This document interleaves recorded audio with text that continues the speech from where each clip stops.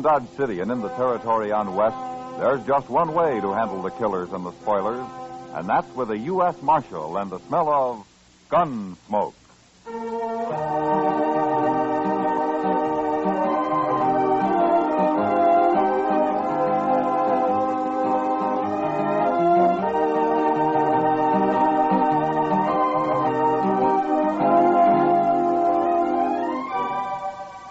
Gunsmoke, starring William Conrad, the transcribed story of the violence that moved west with young America. The story of a man who moved with it, Matt Dillon, United States Marshal.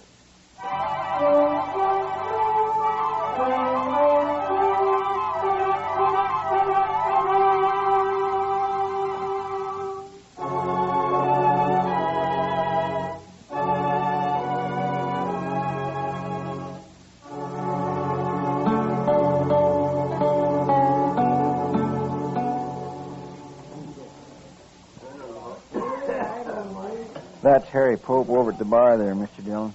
A little short fellow. Ah. Where'd he tell you he's from, Chester? Boston. Or near there. He's a long way from home. Yes, sir. Well, it seems his wife died, and he wanted to move somewhere else. So he come out here about 4 months ago and built himself a little sod hut out on the prairie. Planted some corn, and now he's trying to raise a few hogs. That's all. And he's scared to death, huh? Yes, sir. That's what he told me. Well, if he's going to live out here, he's got to learn. Mr. Dillon, why don't you talk to him? Maybe you could explain it to him. I'll call him over, huh? From what he's told you, I don't think anybody could explain it. It's all in his head. Harry? Hey, Harry, come here. Hello, Chester. Oh, Harry. This is Marshal Dillon, Harry Pope. How do you do, Mr. Pope? Why don't you sit down? Nobody ever called me Mr. Marshal. All right. Chester tells me you've been worried lately. It's the Indians, Marshal. They come scratching around at night, and they hoop and holler some, too. Yeah, I know. Tell me, do they do this every night? No, sir. But maybe once a week they do.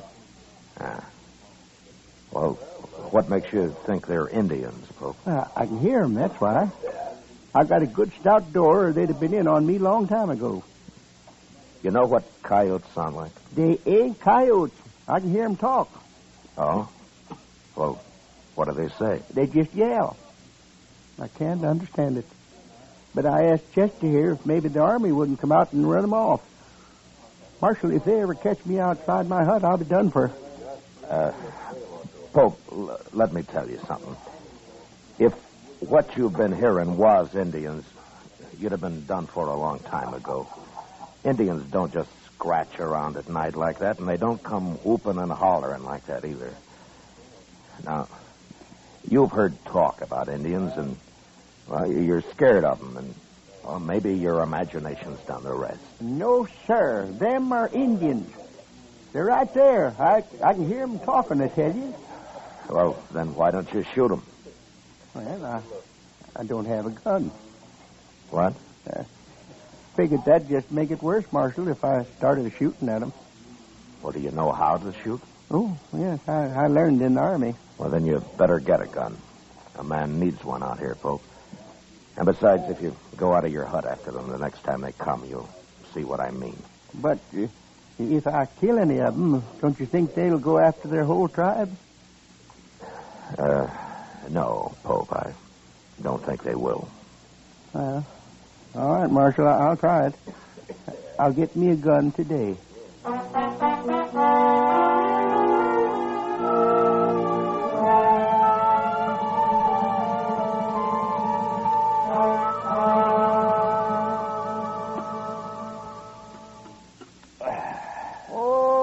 say, that was good.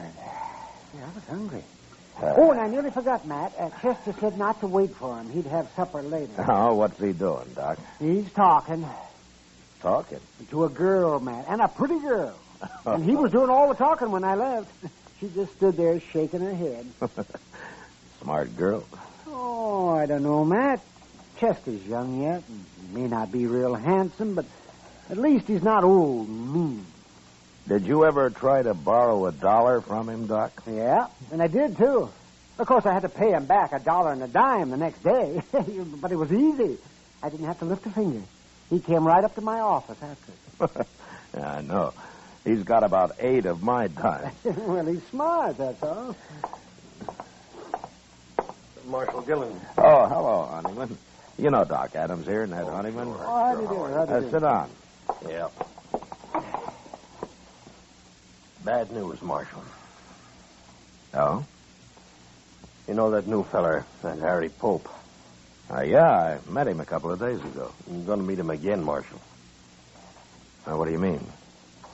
He killed Joe Carter last night. What? Carter's worked for me a long time. One of the best friends I ever had. They buried him this morning. Well, where did this happen? Did they have a fight? Pope shot him in cold blood, that's all. Out near that hut of his. Blasted Easterner. I'm looking forward to seeing him hung. Were you there, Honeyman? No. Then how do you know Pope shot him? Well, Earl Brandt was there. He brought Joe's body back to the ranch. Brandt works for you, too, doesn't he? Yeah, not so long as Joe. Oh, tell me what happened. I did. Pope murdered Joe Carter.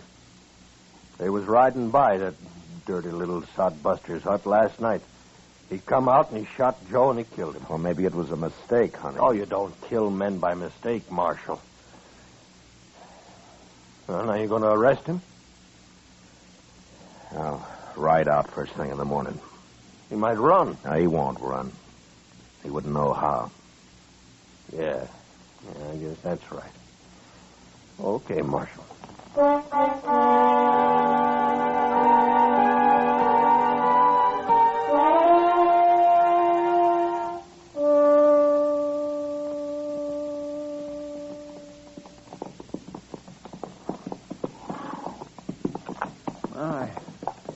Ain't much of a place Pope's got here, is it?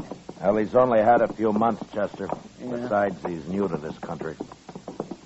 There he is, over by the hog pen. Oh, yeah.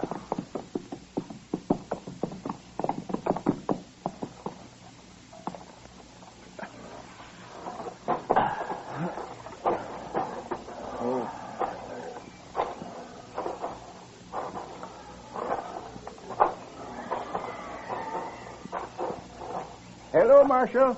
Chester. Oh, Harry. Pope? Marshal? They was back again, all right. Night before last. Who was, Pope?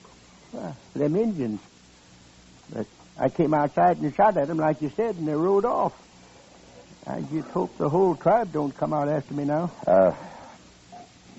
Pope, how many Indians were there? It's just 2.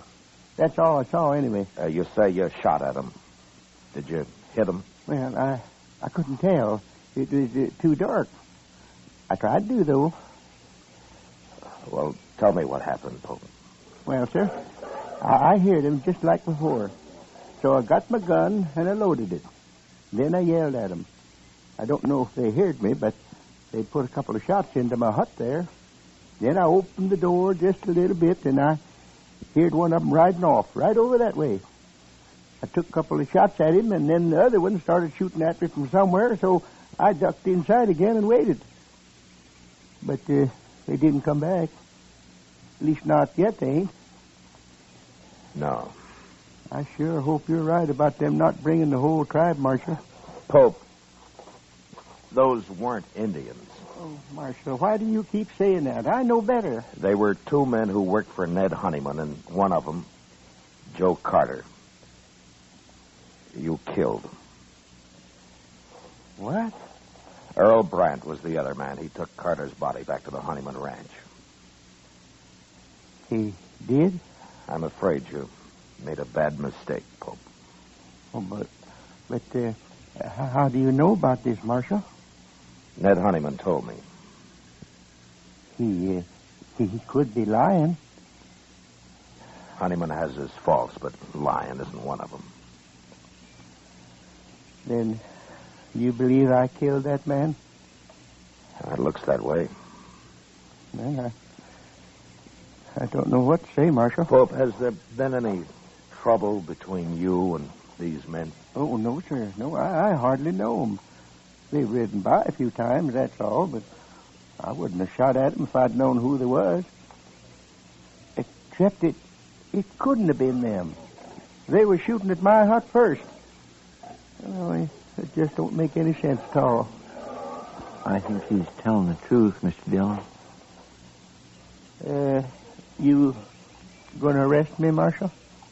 Well, the Indians that you've been hearing around your place don't exist, Pope. Indians just don't act that way. And, well, I believe you think you've been hearing them. Maybe it's getting worse with you. And so the other night you heard those men riding by and, well, you just started shooting. You think I'm crazy, don't you? I don't think you intentionally murdered Carter, if that's any help. Then you're not going to arrest me? No, I'm not. Maybe we ought to go talk to that fella, Brand, huh? No, it's better if they come to us, Chester. And they will. He and Honeyman both. Okay. Now, don't get scared and try to run, Pope. You wouldn't get very far. I won't, Marshal.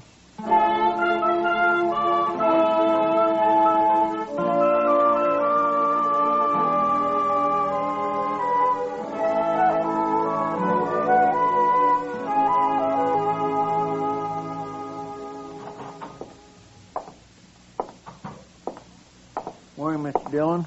Morning, Chester. You were right. They're in town already. I saw them on the way here. Oh, good. I think Brandt knows something he hasn't told Honeyman, Chester. Maybe we can get it out of him. I hope so. I sure do feel sorry for that poor little fellow, Pope, even if he is crazy. I'm not so sure he's crazy. But anyway, we'll soon find out. Yes, sir. Here they are. Good morning, Marshal. Good morning, Chester. Ned? Morning, Mr. Honeyman. This here's Earl Brand I brought with me. Hi. How do, Earl. Mr. Brand? Marshal, I figured you'd want Brandt's report from the tribe. Me and Carter was good friends. I aimed to see that Yankee sodbuster hung. All right, Brandt. Tell me about it. Nothing to it, Marshal. Me and Carter was riding past his place. He come out and started shooting at us. He killed Carter, and I took a couple of shots at him and drove him back inside that hut of his, and I packed Carter onto the ranch. Will you swear to that in court, Oh, Brandt? of course he will. Well, why shouldn't I, Marshal? That little murderer been telling you something else? Yeah? He thought he was shooting at Indians. What? Oh, that miserable Now, you dog. weren't there, Honeyman. How do you know what happened? Brandt told me what happened. Who else would have shot Carter? Brandt, why do you think Pope shot at you? I don't know, Marshal. He's crazy, I guess. Is that all? Well, that's enough, isn't it, Marshal? Look, he killed Joe Carter. Now, what difference it makes? The difference between murder and something else, Honeyman. Well, bring him in here and ask him. I'll beat the truth out of him if he lies. He isn't here. You what? I didn't arrest him. Well, why not, Marshal? He said he thought they were Indians, and I believe him. You mean you ain't going to arrest him at all? Not until I find out what this is all about. Well, I told you what it's all about. Come on, Honeyman, let's get out of here. Oh, wait a minute. Marshal, no man can kill a friend of mine and claim he thought he was shooting Indians. Now, what's the matter with you anyway? You think I'd let anybody get by with that? Carter was my friend, too. If the law won't see justice done, we will. Now, I'm warning you. You try to kill Pope, and I'll arrest you. And if you do kill him, you'll hang for it. Well, I always thought you was a good man, Marshal. And I always respected you. But now I'm... shut up, Ned. Brandt, why don't you tell the truth? Whatever it is, why don't you tell it? We're wasting time. All right. My guess is you and Carter have been hounding that man, making him think there have been Indians after him. Now, why? Were you trying to drive him out of the country? Why, Brandt? Your talk gets crazier all the time, Marshal. I'm leaving, Honeyman. For the last time, Marshal, You going to do anything about Carter's murder? It wasn't murder, Honeyman. Don't you see that now? He's dead and Pope shot him. That's all I know. That's all I need to know. Come on, Brent.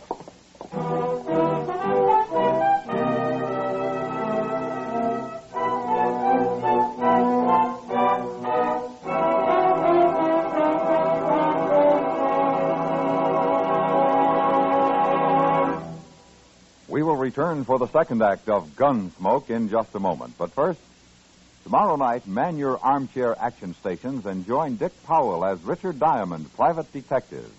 There's danger in Dick Diamond's fist, dynamite to blast him through sudden lethal moments in his investigations. When he starts closing in, his enemies fight deadly and dirty. But nothing stops Richard Diamond, private detective. Hear him again tomorrow night on most of these same CBS radio stations. Now the second act of Gunsmoke.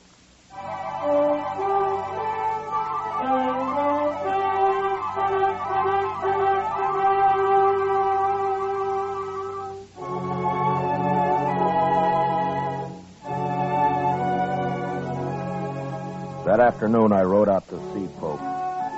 It was a bad situation, and I did a lot of thinking about it.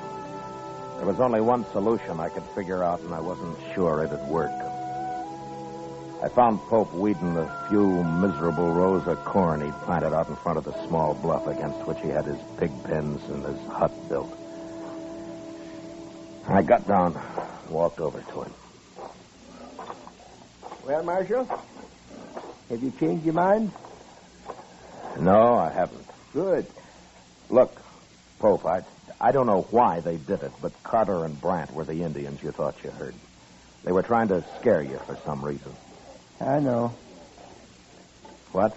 Well, I've been thinking a lot about what you said, Marshal. And I figure you know what Indians are like and that you wasn't lying to me. So it must have been Carter and Brandt. Well, have you thought of any reason why they were doing it? No, sir. None at all. Honeyman and Brandt want you arrested, Pope. You going to do it? I have no reason to. But they're threatening to take it into their own hands. Can't you stop them? I can't arrest them for talk. Listen, Pope. Now, you won't like this, but it'd be better if you left here. Now, it isn't your fault, but you've got enemies now, and you'd be a whole lot safer somewhere else.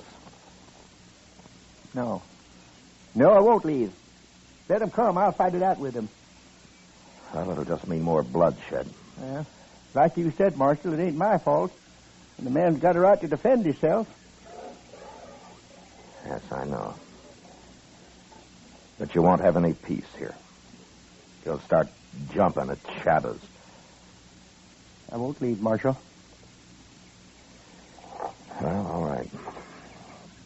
But think it over anyway. I have. I'm sorry about this, Pope. Thank you, Marshal. So long. Goodbye, Marshal.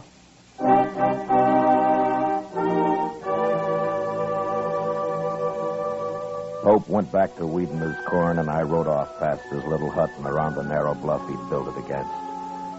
I'd gone maybe half a mile beyond when I heard 2 rifle shots behind me. I turned and raced back to the bottom edge of the bluff where I dismounted and walked up to where I could see around it. And just then I heard a horse coming along the trail, and I stepped back and waited. Whoever it was would pass within a few feet of me.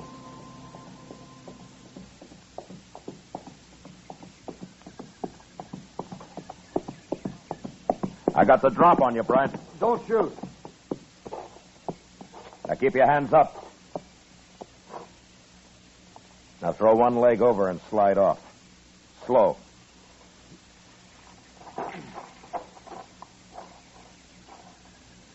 How long you been here, Marshal?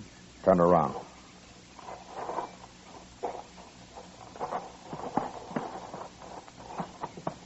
All right, you can put your hands down.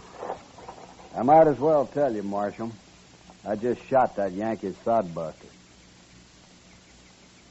Well, that's something to be real proud of, Brent. He killed a friend of mine. Pope meant no harm to either one of you. What were you trying to do to him, you and Carter? We were just having a little fun, that's all. Fun. There's no use lying now, Marshal. There never was. Well, we'd have a drink or two and ride over now and then, give him a few war whoops. He'd just sit in his hut and shake. One night I sneaked up the door. I could even hear him crying inside. He was sure scared that time. Now, that must have been a lot of fun. Not as much as next day when we'd ride back and hear all about how the Indians were after him. I even wanted the army to come out and run him off. I know. It'd been all right if he hadn't gone and bought himself a gun. I advised him to. You did. I'm sorry if I spoiled your fun, Brent. Carter's dead because of you. Does Honeyman know about this? I told him I was going to get Pope, is all. And he agreed? He just said he sure hoped somebody'd get him. All right, Brent, let's go bury him. I ain't going to bury him. Let him rot. You'll bury him. Or I'll bury both of you. Now, you take your choice. You mean that, Marshal? Get moving. Sure.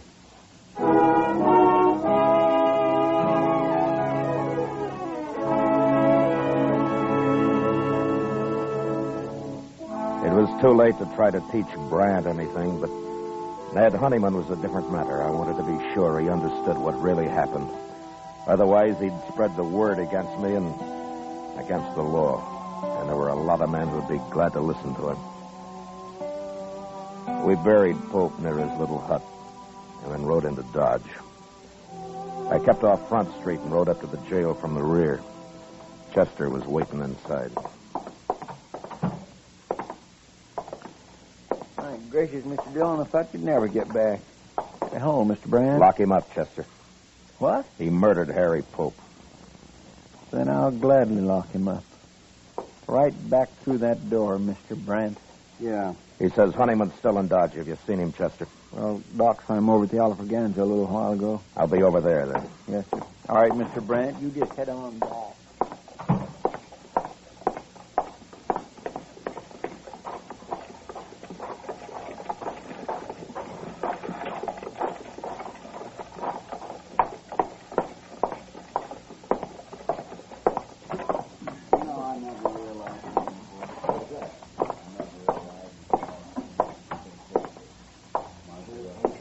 Hello, Honeyman. What do you want, Marshal? I want to talk to you. I don't want to hear it. No, I don't think you do.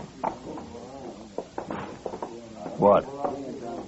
I've been talking to Brant. He's told me the whole story. Where is he, anyway? He told me that he and Carter have been having fun, as they called it, with Pope, making him think they were Indians. Well, you told him that this morning. He admits it now. I don't believe it. And even if they had, is that reason enough to kill a man? Pope was acting in self-defense. He wouldn't have shot Carter otherwise. It was a mistake. But Carter brought it on himself.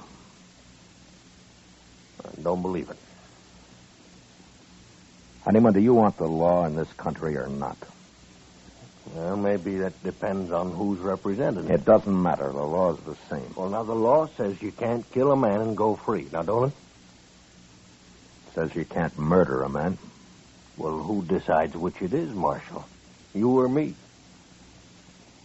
I'd like you to decide this time, Honeyman. You mean that? Yeah. All right, Marshal. You go and arrest Pope and get him hung. That's how I decided.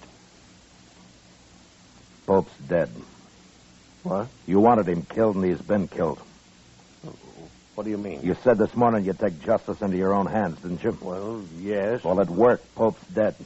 How do you know? He was out weeding that little patch of corn he planted. I think he planned to feed his pigs with it, mostly.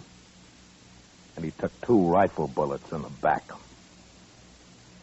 Who did it? Are you satisfied, Honeyman? Is that how you wanted Who it? did it, Marshal? All Pope had was a sod hut and a few pigs.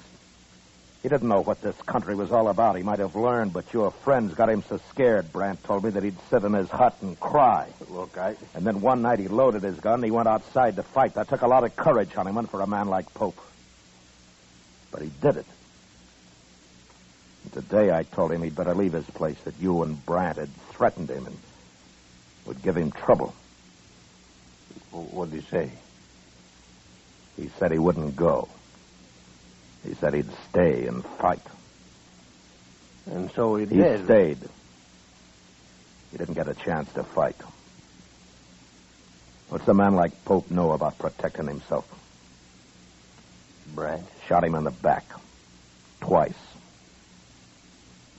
All Pope had in his hands was a hoe. Marshal. Well, I don't know what to say. Brandt's in jail.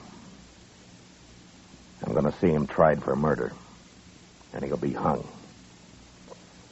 Yeah, but I guess I'm just as guilty as he is. You could have stopped it. But you encouraged it. You wanted justice done, Honeyman, and fast. Well, I didn't understand. You didn't take time to. The law was too slow for you. I'm not very proud of what's happened. The law's new out here, Honeyman, and sometimes I think the only time people want it's when it seems to act the way they would act themselves if there weren't any law. But it won't work that way. According to the law, you're right or you're wrong. You're guilty or not guilty. People out here have had a hard time accepting that. But there won't be much law till they do. And men like Pope will go on dying, no matter how many Brandts get hung for it. Marshal, would it help the law if I get up in court and take my share of the blame for this? Yeah? Yeah, Honeyman, it'd help. Well, I'll do it. Good. I'd be proud to buy you a drink, Honeyman. Oh, sure, Marshal. I thank you. Sam, set out 2 glasses.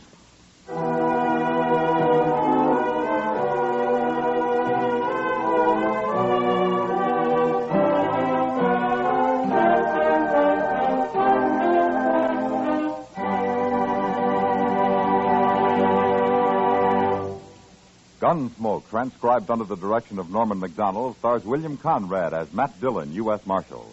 Tonight's story was specially written for Gunsmoke by John Meston, with music composed and conducted by Rex Corey. Featured in the cast were Lawrence Dobkin as Ned Honeyman, Ralph Moody as Harry Pope, and Harry Bartell as Brandt. Harley Bear as Chester, and Howard McNear as Doc. Gunsmoke has been selected by the Armed Forces Radio Service to be heard by our troops overseas. Join us again next week as Matt Dillon, U.S. Marshal, fights to bring law and order out of the wild violence of the West in Gunsmoke. Moliere wrote a delightful comedy about a man who was not a doctor, but whose wife kept telling everybody he was a physician in spite of himself. Hear it this Monday night when most of these same stations present the Summer Theater with screen actor Robert Young in the starring role. And remember, for suspense all summer, hear Crime Classics Mondays on the CBS Radio Network.